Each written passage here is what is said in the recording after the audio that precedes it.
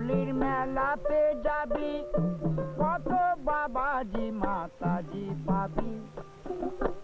ও ধনী, ও ধনী লো, ও ধনী,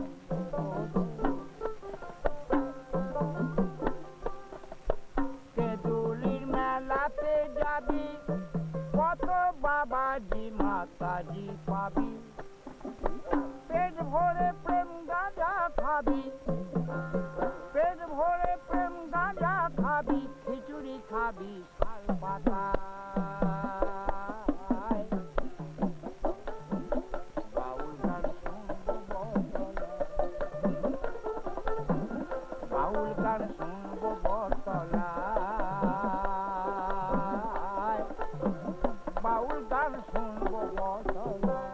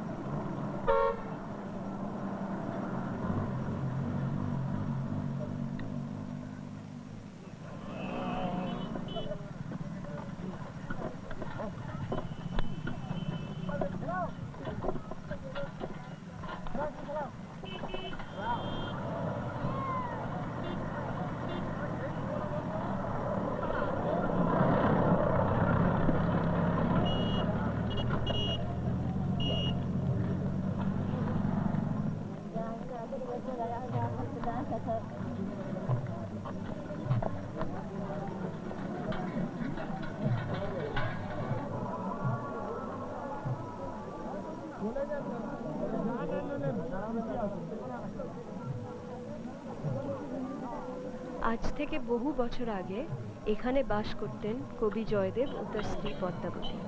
জয়দেব রচনা করছিলেন সেই কাব্য যেখানে রাধা কৃষ্ণের ওপরে অত্যন্ত অভিমান করেছিলেন। আর জয়দেব ভেবেই চলেছিলেন রাধার মান ভাঙাতে কৃষ্ণ এখন কি করবেন। জয়দেব পদ্মাবতীর পানে ফিরলেন এই সমস্যার সমাধানের আশায়। উনি স্নান করতে অজয় নদীর তীরে গিয়ে দেখলেন অজয় নদী তখন বন্যা প্লাবিত। গঙ্গার জল এসে উপচে পড়ছিল অজয়ের বুকে।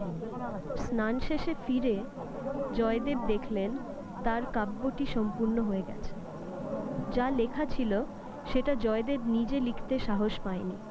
অবতার কৃষ্ণ ক্ষমাপ্রার্থী হয়ে রাধার পদযুগলে লুণ্ঠিত হয়েছে আর তাকে ফিরিয়ে নেয়ার ব্যাকুল মিনতি করছেন। তবে কে এই কবিতা শেষ করলো? জয়দেব বলে উঠলেন, পদ্মাবতী,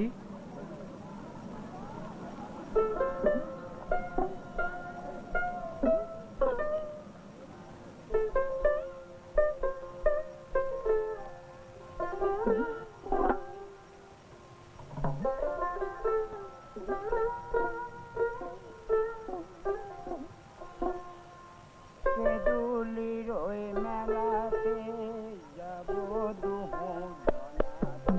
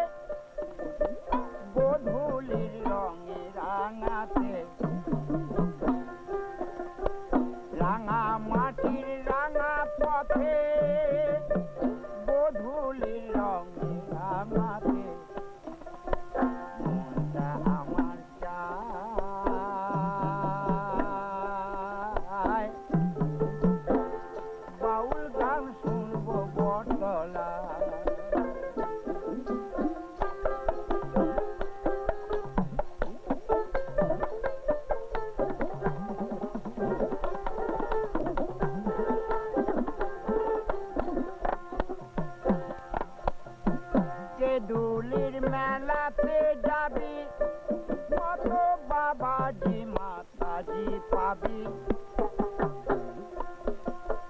কেঁদুলির মেলাতে যাবি কত বাবাজি মাতাজি পাবি পেট ভরে প্রেম গাঁজা খাবি পেট ভরে প্রেম গাঁজা খাবি খিচুড়ি খাবি শাল পাতা বাউল গান শুনবো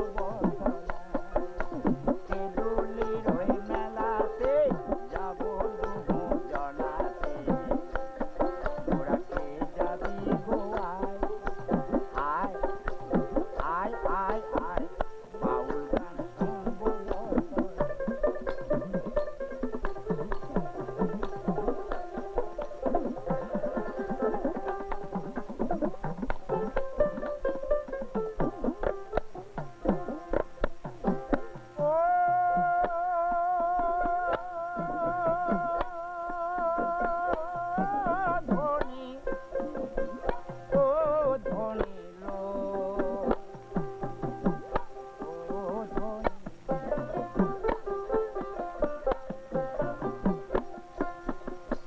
কেঁদুলির মেলাতে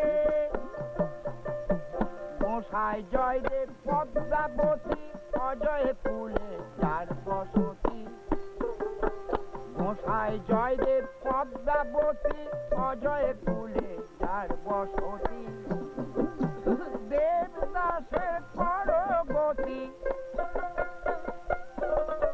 মিনতি জানা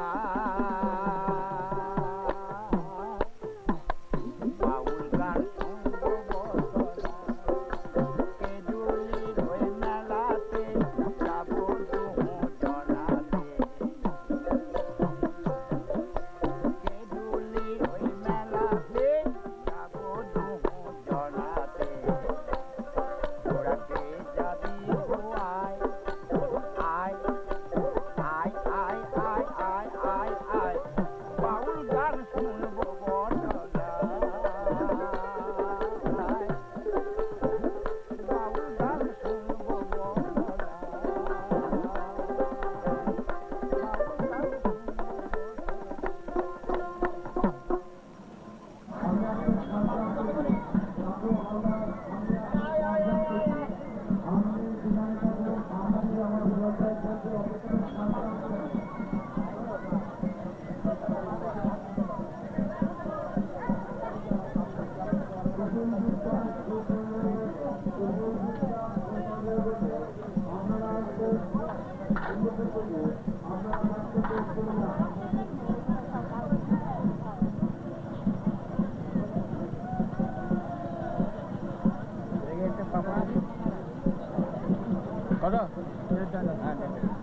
গরম থাকে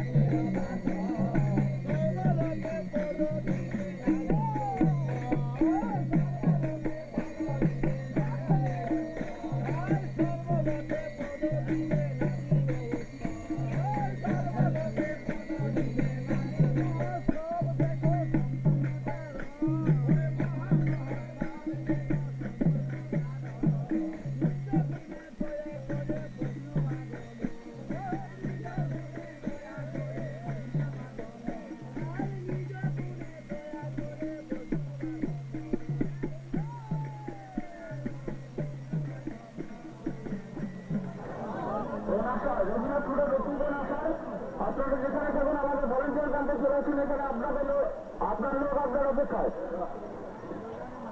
গামছা বড় বড় গামছা বড় গামছা ও নয় না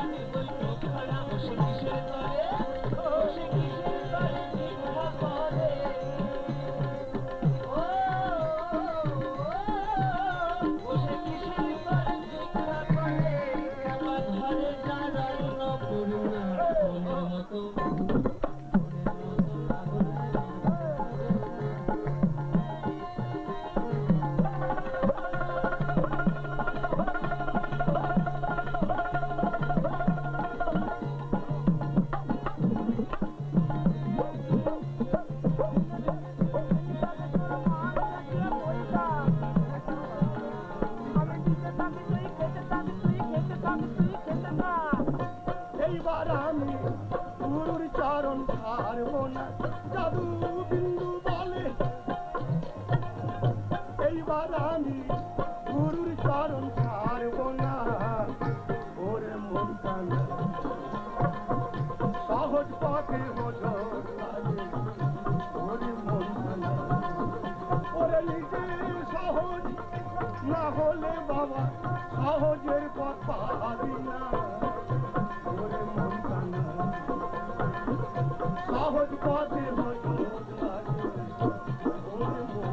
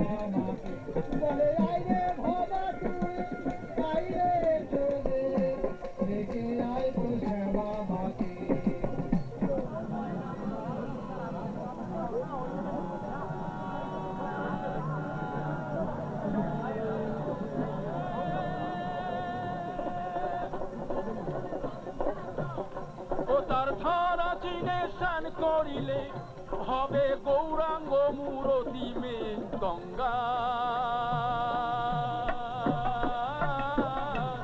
যমুনা সরস্বতী গো মে গঙ্গা যমুনা সরস্বতী মশাই হাওরে বলে হাওরে বলে হাওরে বলে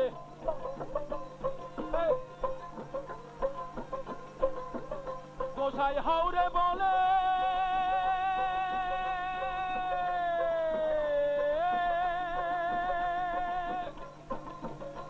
গোসাই হাওরে বলে রাখবো না আর গোসাই হাওরে বলে রাখবো না আর বংশ গীতে বাতি মে গঙ্গা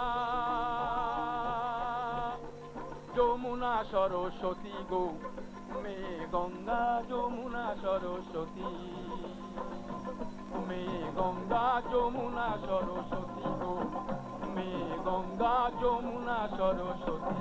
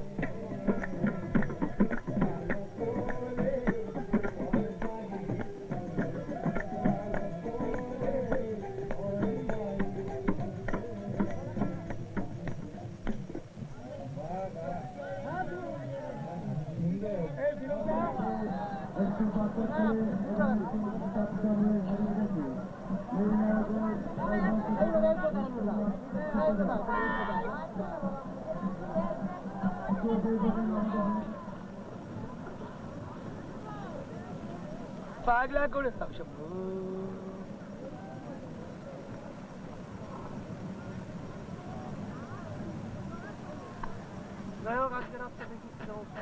আজকে থাকবো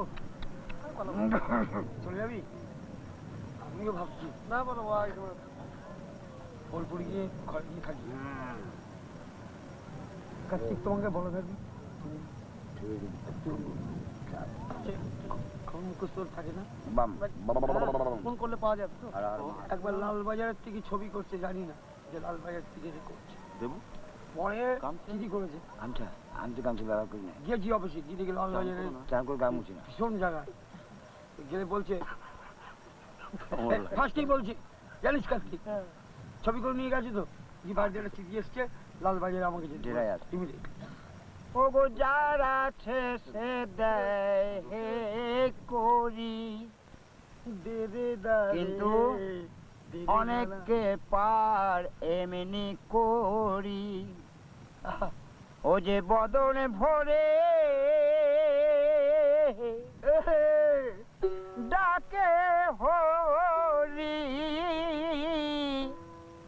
মাঝি কোথা আছো বলে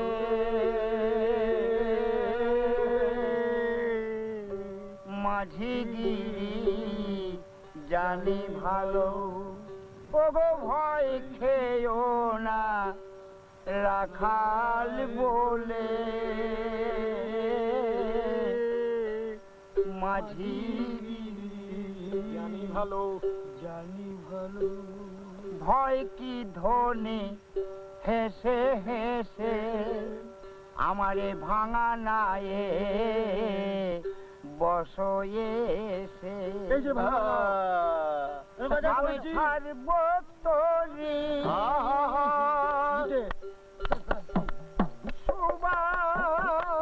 সুবাতাসে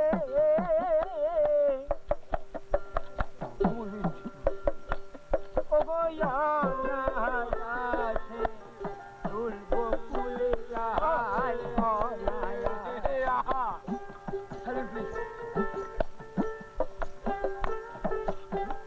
ধনী গো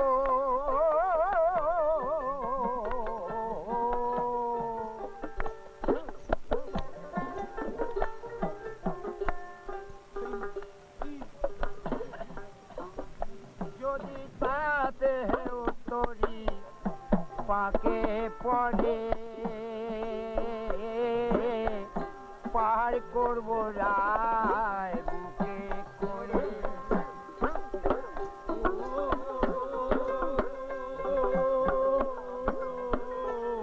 আমি ছাড়বো তোরি সুবাতাসে আমি ছাড়বো তোরি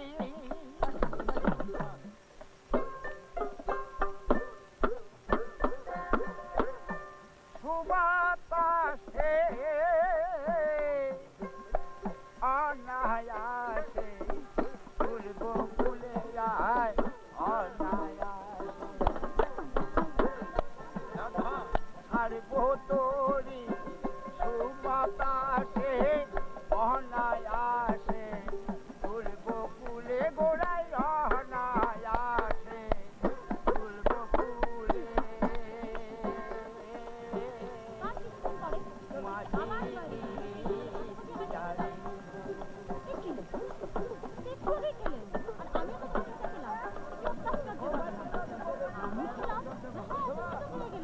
তোমার পাশাপাশি আমি খেলাম না না আমি তো আসিনি হ্যাঁ এটা কি করে হ্যাঁ কৃষ্ণ তুমি কি করছো সঙ্গে সঙ্গে দৌড়ে গিয়ে জয়দেব তার পাশের শোয়ার ঘরে গেল শোয়ার ঘরে যেখানে সে পুস্তক লিখছিল সে পুস্তকটা খুলছে খুলে দেখে যে শেষ কটা পংক্তি যেটা তার গীতগোবিন্দম কাব্যকে শেষ করতে সাহায্য করেছিল সেখানে কে যেন লিখে দিয়ে গেছে কি লেখা রয়েছে রাধে দেহপদ বল্লভ মুরারম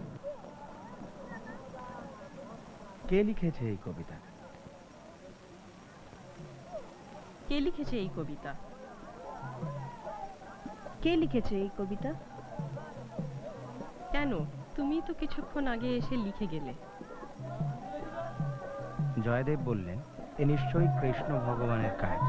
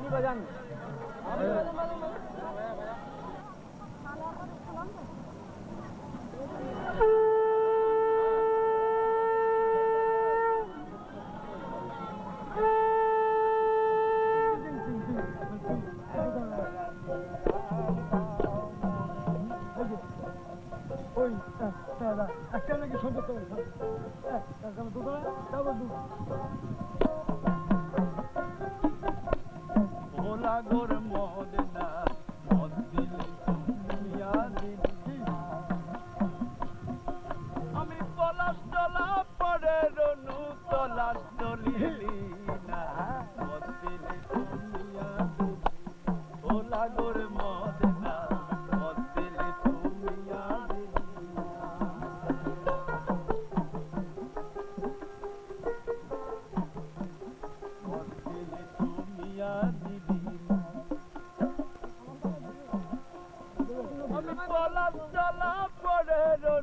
তলাশ চলিলি না মদ দিলে তুমি দিলি না ও লাগোর মদ না মদ দিলে তুমি দিলি না দেবু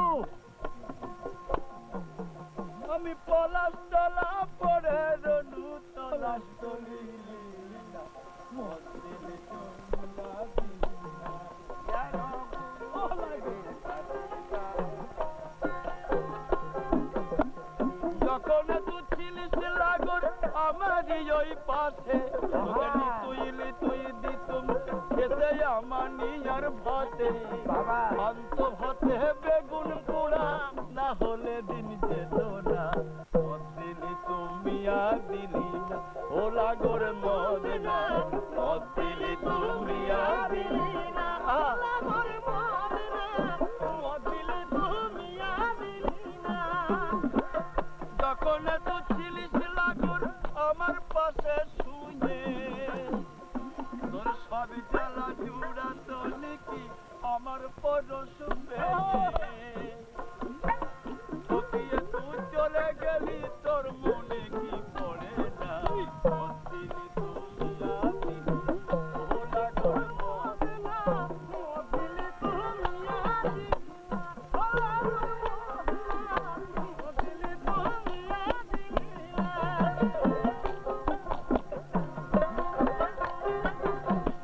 আসি বলে গেলিস লাগর আর না এলিস ফিরে ও লাগর আস না এলি ফিরে আসি বলে গেলিস লাগর আর না এলিস ফিরে তোর পুরা প্রাণে তোর সহে না কেমন গেলি ভুলে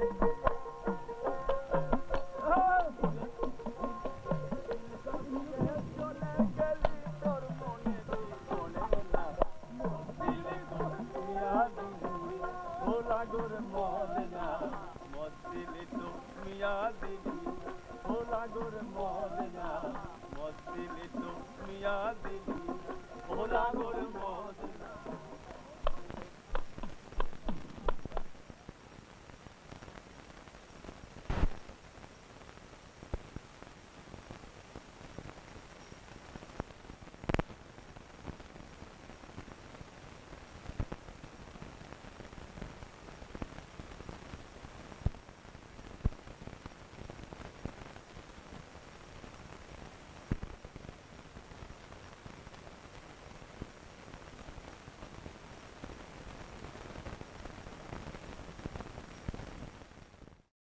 Is their word for ganja the same word ganja?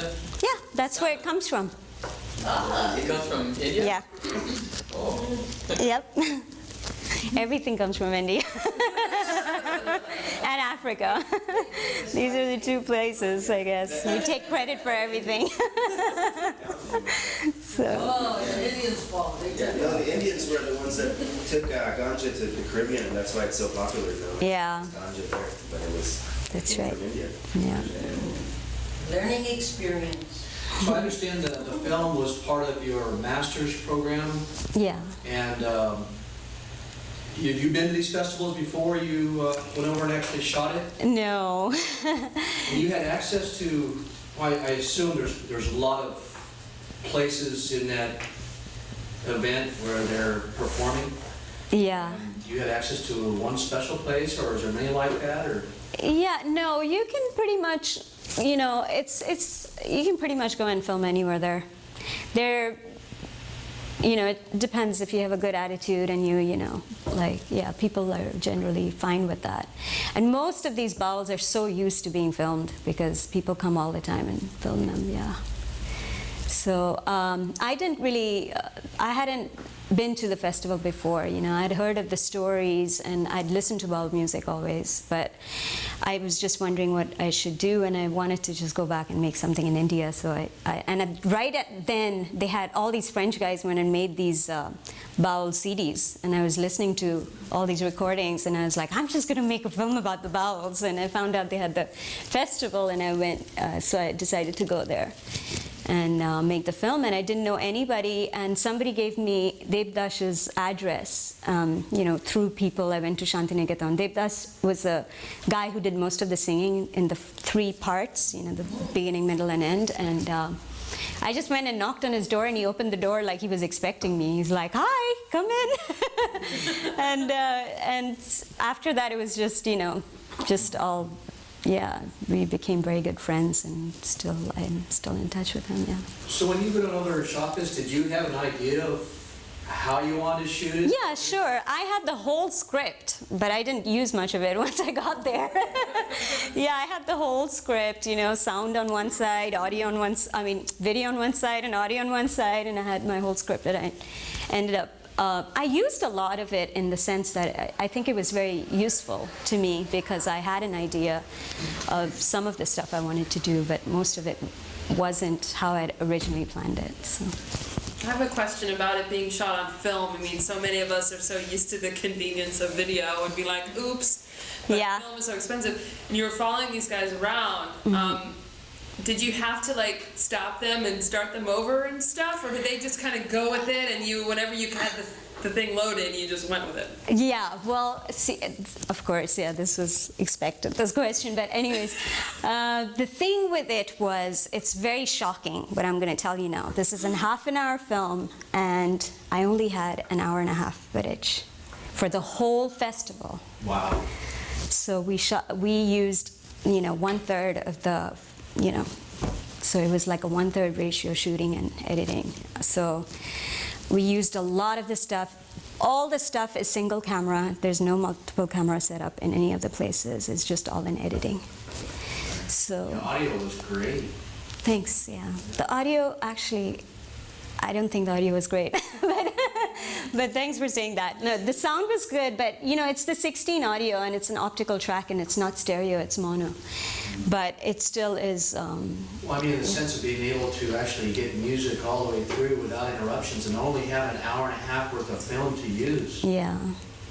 Well, that's called editing. Yeah. I want to know, how long is the original festival? I mean, how long is that real festival? It's 3 days long, and I shot all the days, so, yeah. I really liked the way you focused on the 4 of them throughout the film, and it was really about those 4 people. I was just wondering if the Bauls, if they sort of represent the way the Bauls are. Yeah, very much so, yeah. They're just a funny, fun-loving bunch who just like to, they're very simple, and they're very, Yeah, there are thousands of people like that at the festival, yeah. I just stuck to them because obviously I didn't have the resources to, to film so many people and stuff. And I used, anyways, I'm getting ahead of myself, but go ahead, ask some more questions. Yeah. Just a comment. Thank you for bringing that to our eyes. I really appreciate it. It triggered a lot for me in Africa. Reminds me of the Festival in the Desert, which is in Mali. And they showcase a lot of the different artists. But they're really sweet, and also the colors, very vibrant. Thank you. Thank you. Thank you for your comments. Yeah. How many people you are thinking in the Mela was there on that time? Oh God, this is the most difficult question. I don't know. There were thousands, hundreds of thousands actually, hundreds of thousands, and it was nonstop and all night long. There's music for 3 days. You basically can't sleep at all because it's just so noisy, and it just goes on all day. The only time it's a little quiet is in the morning, afternoon time, but then people are praying really loudly. so it's still really noisy, and yeah. So yes. Did Krishna finish that poem? You'd have to ask him. Nobody really knows it. Yeah, I heard this story. Okay, I'll tell you a little secret, because I heard the story from my dad. And my dad, of course, put his venomous spin on it, and it was that Padmavati had finished the poem while her husband was away. That's the most obvious suggestion. And there are other people who suggest that it was possibly Joydev himself who didn't really have the courage to own those words. So he had to say that Krishna wrote it. And then, of course, there are tons of people that believe that Krishna wrote it himself. Or some people say that his hand was guided by Krishna. So, yeah. So, yeah. How many cameras? Just one. One camera, yeah. Because it's, 1.5 hours of footage, that's it. So. Did you have, I'm sure there's a lot of chaos all around you, it's very crowded. Did you have any, accidents or near accidents or things that, funny little... Oh, God, yeah. Probably plenty. One of the funniest things was, because this is totally village, the place that it happens is just an absolute village, and there's nothing there usually when you go on. Actually, I'd gone to check out the place before the Mela was there. Had started a week before to get a place to stay and things like that, wait. What was I saying? Any funny... Oh, funny things, yeah. So I had actually gone before, but when we set up... Did you see the little Sennheiser microphone that was... I missed it. Okay, anyways. So we put this microphone together with the regular microphone, on the... Yeah. I saw that. Yeah, and one of the funny things was the music guy who was doing the music there said our microphone was too powerful, and it was sucking the sound. I thought that was the funniest thing. We died laughing for a while. We were laughing that that it actually took away from his microphone. And that's why his microphone sounded bad, because our Sennheiser was such a powerful microphone that it was sucking the sound away. It's too funny. But what else? I don't know. Keep lost. Oh yeah, there's always funny things, like the announcements in the background are kids lost and towels for sale. That's what was going on. All the sound that you hear, announcements of come get your grandparent, come get your kid, yeah. What time of the year does this festival usually happen? January 15th. Yeah, that's right. Yeah, that's because that's Makar Shankranti, and that's when Krishna was supposed to have come down right then. So that's why so that place is holy because of that, and during that time, yeah. And it's funny, of course, now they have a World Bank dam that they open in order for the river to flood and the pilgrims to bathe in it. So it's, yeah. But apparently it does flood around that time anyways, mostly. But now they have the dam. They lift the dam around Makar Shankranti so people can go swim, yeah. Yeah. Isn't that a problem? That's a big deal, right? What is? That there's a dam there. Yeah, I didn't go too much into it. Dams have always been a problem since... Well, because it's the water's sacred, right? Yeah, it's supposedly... Well, they don't want it to flood too much. Don't they want it to have the little consistency of the flow? Because if it goes too much... That's why, that most of the time that rivers almost dry because of the dam. So during the time all these thousands of people come to bathe, they need the water. So that's why they raise the dam and let the water through. So it's not an act of God. It's not as romantic. Yeah, it's definitely not an act of God. But is it the same thing for the Kumbh Mela? Kumbh Mela happens in couple of different locations, and I don't know if there's a dam associated with that. But during the time I was filming this movie, there was a lot of political stuff about dams because the other dam was being built, Narmada, which was displacing millions of indigenous people, and Well, plus supposedly the ice is melting, so there's not as much ice to flow. Right. The temple you are showing over there in the film, is all the people surrounding the temple? That's Joydev Temple. That's just called Joydev Temple, yeah. There was a section in the middle of the film where it was really soft, the footage was really soft. Mm-hmm. It was inside, maybe a tent. Yeah. Is that something sacred that you weren't supposed to be filming, or was No. it just for cinematography? No. It was low light situation, and I used for those shots. I used 800 speed film, and I actually took that stuff with me from here because it was hard to order it I had to order in India. It would have taken time. But the rest of the film I got in India and the camera too. But I used 800 film, and it's very grainy because of that. But it's beautiful. I mean, I love the look anyways, but it's grainy, and it's but I didn't use any lighting. It was all available light. Yeah, all available light. Yeah. I particularly want to thank you for the film, because I don't think I'm really able to have that experience on the beach with those three guys without a place of the world. Yeah. So beautiful clothes and whatnot. Yeah, it's just like a whole bunch of really simple people, you know, having a good time. That's what it's about. Do people really dress up for this, or people dress like this a lot? No, the Bauls always dress like that, but they don't dress as nice, like the patchwork stuff and all that. They don't wear that every day. That's their special stuff that they wear for special occasions. And the turban too is special. You know, usually they don't wear that.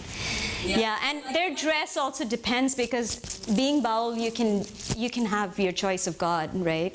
So you don't have to, you know, you can be whatever, and their dress is influenced by that too. Like the Shiva devotees have the dreadlocks, and the Krishna devotees tie their head on top, so things like that, yeah.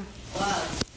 I thought you got something I'd never seen before, and it's probably unique, but just the simple fact of them dressing before performing, you got like what we call a private moment. Yeah.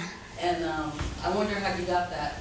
Like, come on, can I just watch guys get dressed? Or? Yeah, because I was already friends with them at that point. You know, we were going everywhere together, so we were like, actually, that is something I had written in my script, and I knew I wanted to get that. Yeah, so that was, I had decided to get that before. Yeah. Did they keep it clean for you, or because I heard that sometimes they talk about the private parts and things like that? They didn't, I don't think they kept it clean for me. I just happened to not get any of those parts, I guess. Yeah. And actually, a lot of they don't usually talk directly about private parts anyways, because a lot of the time, their music is usually coded, in coded language, you know? Like talking about the school and the 6 naughty students. I translated it to be to what it really means, but you know, they don't usually, yeah. I mean, like ganja, they say ganja. Yeah, that's not a dirty thing. Oh, sorry? That's a? And that's a literal thing, yeah. I mean, they're not everything they say is coded, but they're actually their rituals and the tantric practices is coded. That's mostly they sing about that in code. They never mention that, the actual act. And plus, it's not really about the act. It's more about, yeah. Well, that's what the man in the boat means. Sorry? That's what the man in the boat means. The man in the boat. Yeah, that's. Expert, yeah. Expert now. No, in that case. Yeah. Well, so that's the thing. The songs are like super intelligent, because they really do have 3 meanings, not 2. Usually 1 meaning that's just like the fun meaning, you know, that's everyone understands and gets and enjoys, and then there's a deeper meaning, which is a romantic meaning, and then there's a 3rd meaning, which is a spiritual meaning. So they're usually, the songs are always have these 3 layers to them. One is a romantic one, one's a funny one, and one's a ritualistic one. Yeah. And all this is oral tradition that's been coming down from centuries. So it has to be through the music and the song. The meaning of the metaphor and the deeper meaning of the metaphor. Yeah. Can you explain a little bit of the Ganga, Jamuna, Saraswati? They are telling about the 3 rivers. Oh, no, that song is very like purely, it has tantric meanings, and they're talking about I don't want to go into it. I don't really want to go into it, but it does have like that song is of more of a sexual practice kind of song, which is tantric, yeah. So, yeah. I noticed you focused a lot on the singing and the music and a little bit of the dancing of the Bauls. What are their like their eating and food habits, practices, their cooking? They're Bengalis like me, and we eat everything, no matter how religious you are. But we don't usually eat beef or pork. At the festival itself. At the festival though, it's usually vegetarian, and that's more because that's the cheap food. It's the cheapest, and it's not. Any food footages or anything? I did film a little, and there is a tiny bit of cooking. Yeah, there was a tiny bit with the steam rising, and in the voiceover that has the voiceover too. I didn't transcribe all of it, but because the thing is, when supposedly Joydev came back, Padmavati had already eaten, and she was wondering what happened. Like, she cooked and ate while I was gone. Then she explained to him that he had actually come back, and she ate with him, and he had written the poem. So you had a blackout. Short-term memory loss. But usually the Baul, when you went there, they eat everything, right, Mom? They eat everything. Yeah, they do eat everything. They eat a lot of fish and vegetables. In general, see, in India, the meat is a luxury item. And so that's what it is. So if they don't eat it, it's because they can't afford it, really. But Bauls don't usually, especially Bengals in Bengal. It's different in all places of India, but Bengals, where I'm from, we eat meat, definitely, no matter what unless you made some kind of a decision not to. Of course, there are people too who do that, but usually they eat a lot of fish. When we were there, they are not eating anything, actually. They are very, very poor. Yeah, they're very poor people. Yeah, and they keep it that way too. A lot of them. There are lots of Bauls who live all over the world, and are more musicians than Bauls. But the real Bauls keep it simple. And they're more entertainers. They're not really, they're not really. That's great from that song where he said Shiva leaves his palace to go make this cemetery his living room. Yeah, that's one of my favorite ones. That guy is actually the son of Debdas, the old guy, the main old guy. Sorry. Yeah, I mean the burning huts. Yeah, the burning huts, because Shiva used to live there, and that's. The lines go, why does he leave his palace and go begging for alms? Yeah, and why does, when in his house dwells Annapurna, Annapurna is his wife, who's the goddess of food. She's a provider of food. So, yeah, because he's a man. He's got a current. No.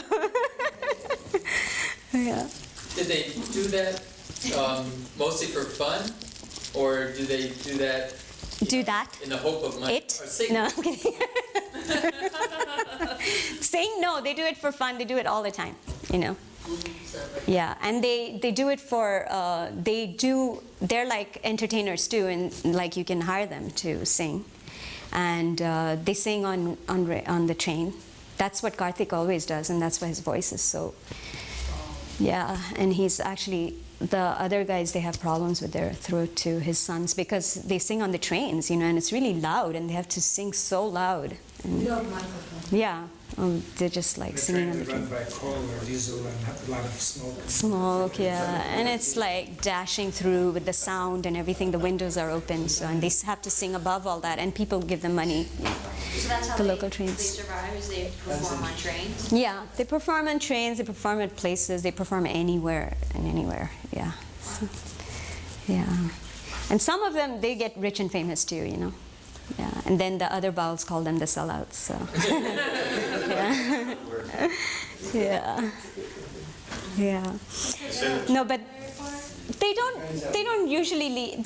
They're not nomadic as such. Some places I know, when I read about them, they always say they were nomadic. That's what I had a sense, that they were nomadic, but they're not actually. So the festival, the people that go there, is it just neighboring people? They don't go. There is. Yeah, they don't go very far, but for the festival they do go far, because that's a special, that's the main Baul festival in India. So people come all the way from the other country, Bangladesh. So they do travel. So there's a big variety of people there?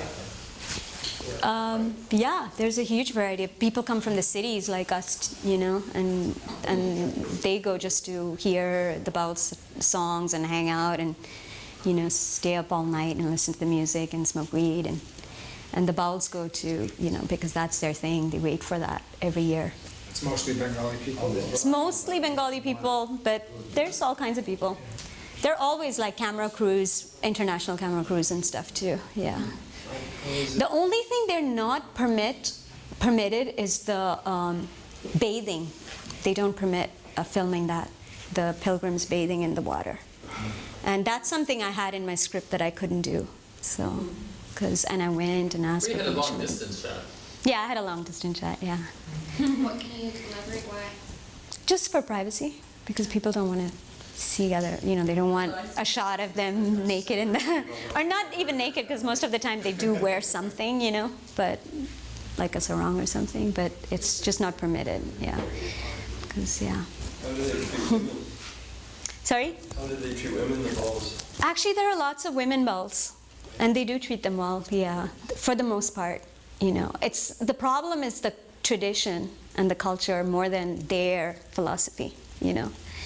They have rights and equal and Yeah, be free. yeah. If you're a strict Baul, you both are in it together, you and your partner, and you need to have a partner because it has those practices, you know. And you can go to an ashram and you can study with the teacher, but you have to be with a partner, and the women sing too. But of course, you know, there's lots more men than women. Can they choose their partners? Can they sing of love and find love? Yes. Imagine marriage is singing of finding love. Right, no. And they don't even marry really in that way, and not in the traditional sense. They don't really get married, yeah. They have a different kind of, yeah. How do they court then? How do they court? If they don't get, you know, like court, get married, that kind of tradition, how does it go down? How do they meet each other and things like that? Gosh, I don't know. I don't know. How do they get to second base? Right. Yeah. Did they see the finishing of this film, the Baul people? Only, yeah, I didn't show, you know, the next year I went back just to have fun because the first year I went, I was like, you know, running around with the camera. I didn't have a chance to enjoy it, the festival itself, and listen to everything. I was very focused. The second time I went back, I just was a spectator, and that was really fun. That was when I had more fun than the first time in terms of, you know, a different kind of fun, because filming was great too, but yeah. So did they what? Yes, they did. But only the main guys. No, I didn't show it at the festival or anything. What was their response? Oh, they liked it. Yeah, they liked it very much. So what are you planning on doing Debdas. with this? With your goal? Oh, good question. See, I was always bad at that. What would you like? With school too. What would you like to see done with it? I would just like people to see it, I guess, yeah, as far as possible. Yeah. So are you working towards that? I should, I guess, yeah. I should, yeah. It's very well for a half an hour. Sorry? For a half an hour film, very productive. I think it has a lot to say as well as to be seen. Right, thank you. Lots of people, so. Thanks. Home in on some energy. Yeah, actually, you know, I was thinking of doing a Maui-style party and having the screening and like having a, you know, like a party and, you know, having DJs and stuff and doing a party where you like pay something to get in and a movie screening and a party afterwards, yeah. That was that was the next thing I was planning for the film, actually. I'm going to do a story night, storytelling night at the studio in Maui. Okay. So I have an African film. Children's film. There's a family film that I want to show. It would be nice if we can collaborate. So we can Yeah, sure. Yeah, definitely. Actually, that was the other thing. I was trying to find some other filmmakers, because it being a half an hour piece, maybe we could do a whole feature size program and, you know, organize something like that. Yeah. Those were the two things I was thinking of, actually, showing it with another film or showing it with another event. Yeah. For locally, that's the only plan so far. Yeah. My favorite shot in the whole film is that last shot where you get them walking and singing on the beach, and Yeah. they pass through, and then we see them walking out of frame into their world. It's like we just came for a minute into their world, and then they walk out. Yeah, yeah. Thank you. Yeah, it was really funny because we had to at one point stop with the camera, and the sound guy had to run with them, on one side, so we could get the sound, and that was cool. And that's why the camera had to keep moving away towards a little bit to the right so that we didn't get the sound guy. Just the feet of them walking. Thanks. Yeah, I had written that in the script too. Actually, that was one of the shots I had written was Bauls walking down. And I didn't think it was going to be at the beach when I wrote the script, but it was even better because it was by the river and it was on sand. I hadn't thought that it was going to be on sand. Yeah. Did you tell them to wait? Because when you were focusing on the feet, it looked like while they were walking, it's like they stopped. Right. And I don't know how you would have motioned to them or whatever, but... No, I found they were so easy to film. The Bauls. I don't know why, but they were really easy to film, and they took to direction so easily, It was so easy to direct them, and they kind of worked with us and the camera, It was the easiest in the sense shooting those guys, and because they kept their character, because that's the only kind they have. They don't have multiple personalities, So they just kept to their character, and they did what they had to do, and they were wonderful. Yeah, I would assume it was really easy. That's what made it easy. And even though the other, sorry. So more of the heart as opposed to the ego. Yeah, exactly. Yeah, and even that one guy who was so funny. I mean, he was just talking a lot of nonsense actually through this, through the. They don't usually drink alcohol. That's against the Baul thing. But he was drunk, and they're not supposed to. They're only supposed to drink smoke ganja. But this guy, those bottles you saw, the plastic bottles, those were his pure alcohol, the moonshine stuff on there. So it's the local liquor that he'd been drinking, and he was talking so much bullshit, and the other 3 Bauls were actually mad at him. If you see the movie over and over, you'll see that they were like, this guy's talking so much crap. He was talking, oh yeah, do you remember the last time we made this, they came and they shot this movie, and then the next thing I heard, they from Lal Bazaar, which is this fancy place in Calcutta, they came and they made this movie. Yeah, that's right, Lal Bazaar is police, yeah. And then he said that the whole studio burned down. That was one of the things he was saying. He just made it up. I don't know if he did or not, but he had to say something. And Was he singing at that point? No, that's right before they started singing that song about the boatman and taking across. Oh yeah, that's it. Sorry? There was a couple of shots where I think women were walking and holding the ends of cloths. Yeah. Is there significance for that? They were drying it. That's how they dry it, because they're camping, right? And so they just they wash the saris, and the 2 of them just walk with it, and it dries by the time they reach home. I wonder how much that costs. Is that a certain thing for a reason? Oh yeah, because it's a sari. It's the women's. Yeah, it's her what the women wear. So it's just one cloth. Yeah. Did you have a budget, and did you hire your crew when you got there? Hey guys, can we Yes. come down a little bit because we're recording this for TV. I know, maybe you should repeat your question, but... Yeah, do you want to repeat your question? Yeah. Oh, she asked me about the budget of the film, and again, I don't know if I want to answer this. No, of course not, I'll answer. I made this film really cheap, actually, and it was $10,000 for me to go and live there for a year and a half.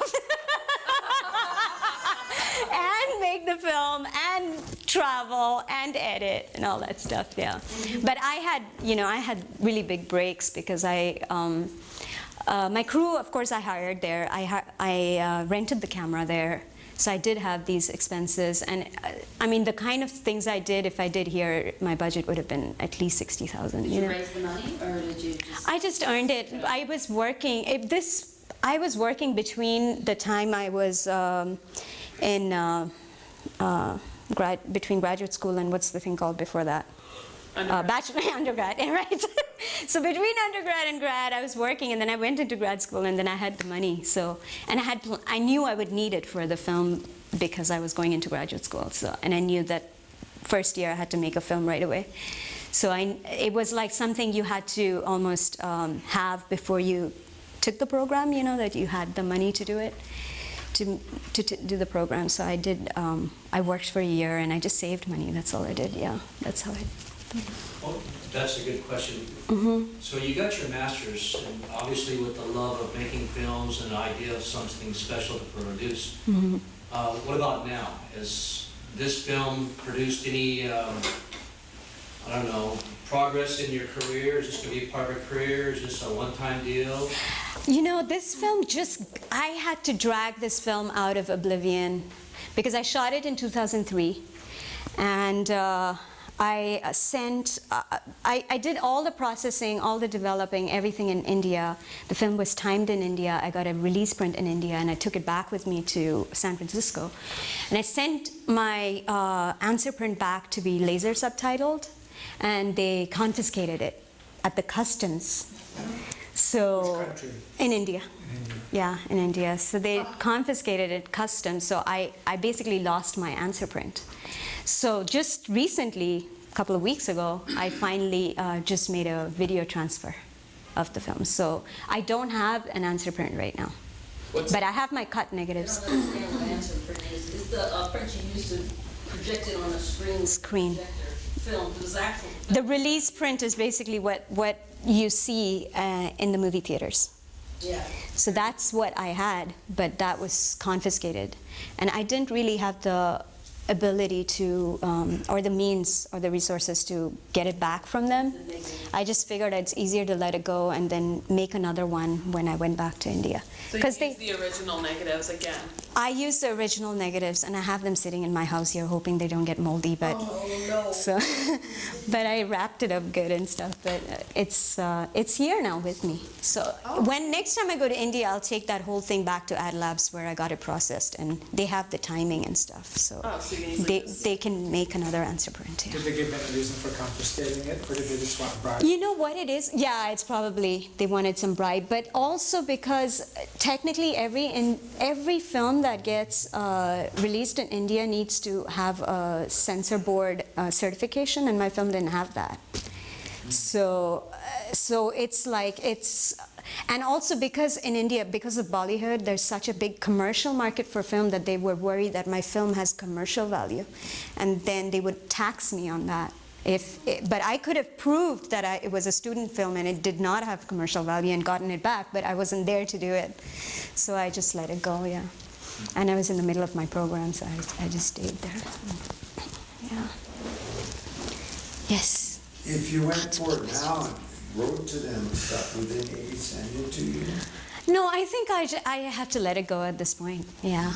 Because I don't know if they still have it. I might able to. I almost feel like it's going to be cheaper and easier to get a new print than to deal with the bureaucracy, you know, in India.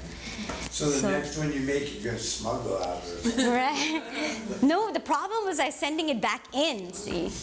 Because they thought it was like a commercial film that needed to be taxed, you know. That's why I think that's the main reason they confiscated it.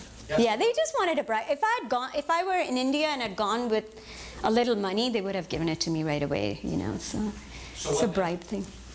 So now, like I said, I was going to do those, thinking of some local screenings here, and yeah, I have to figure out the rest. Yeah.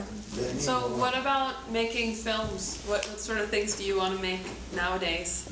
Oh, yeah, that's why I'm here in Maui, to find myself.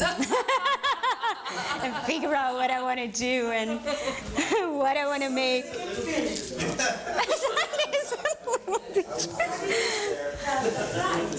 Yeah, I did have, you know, since then, actually, I made Flight after that, after this film. And right now, I don't really have a plan. I'm planning to write a script, but I don't have any plans for another movie.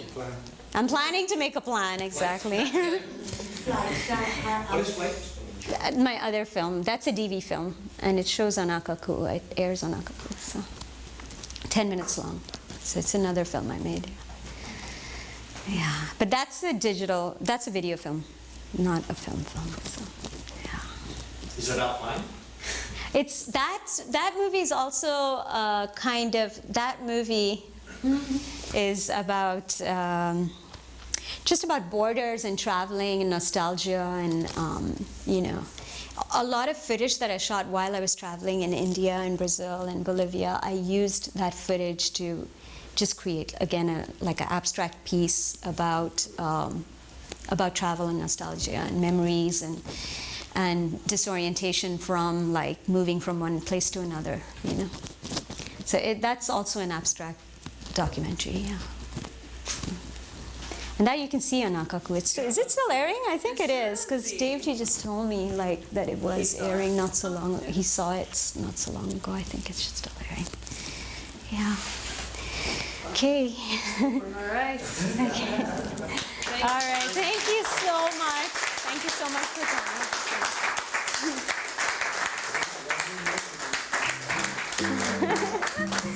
Thanks.